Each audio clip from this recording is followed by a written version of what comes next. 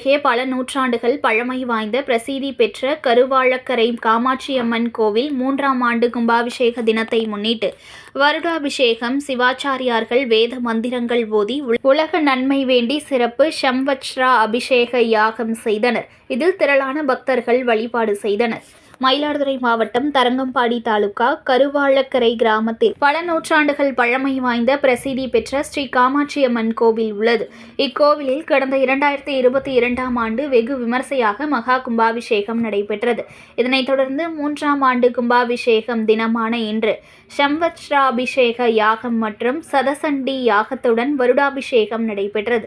இதனை முன்னிட்டு கடந்த 18ஆம் தேதி கோவில் வளாகத்தில் அனுஞை விக்னேஸ்வர பூஜை மற்றும் முதல் கால யாகசாலை பூஜையுடன் சம்வத்சராபிஷேக யாகத்துடன் வருடாபிஷேகத்திற்கான சதசண்டி யாகம் தொடங்கியது.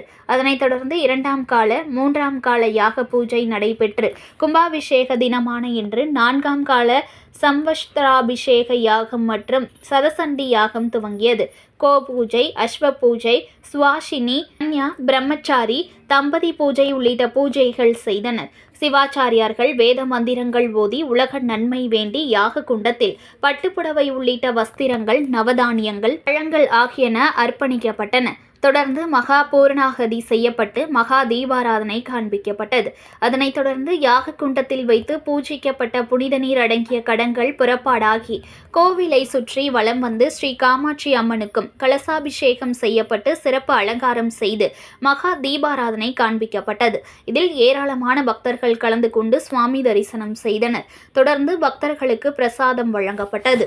செய்திகளை உடனுக்குடன் தெரிந்து கொள்ள லைக் பண்ணுங்க, ஷேர் பண்ணுங்க, சப்ஸ்கிரைப் பண்ணுங்க, மறக்காம கமெண்ட் பண்ணுங்க.